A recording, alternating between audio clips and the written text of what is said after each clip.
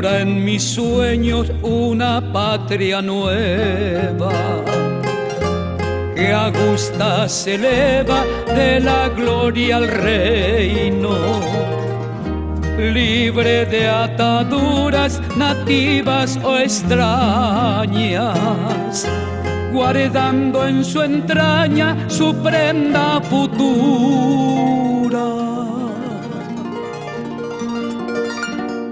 Patria que no tenga hijos desgraciados, ni amos insaciados que usurpan sus bienes.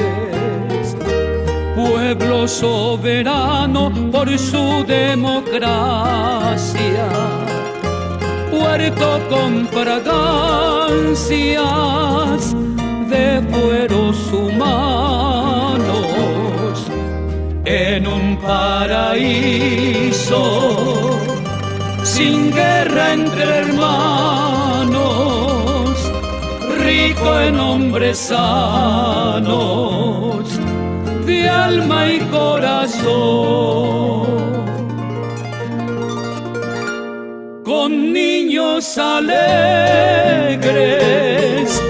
y madres felices, y un Dios que bendice su nueva ascensión.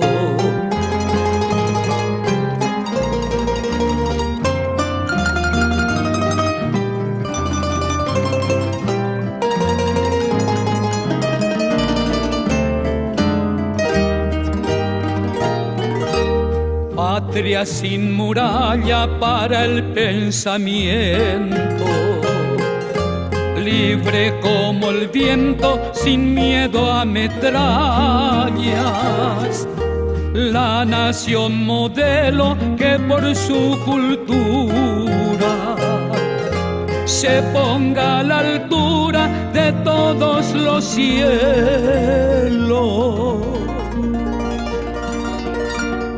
donde alegres trinos de son libertarios a los proletarios y a los campesinos.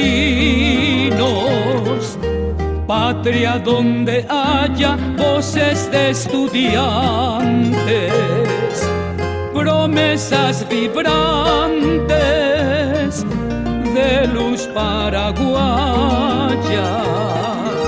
Sueño en una patria sin hambre ni penas, ni odiosas cadenas que empañen su honor, donde el bien impere sin sangre ni luto, bajo su impoluto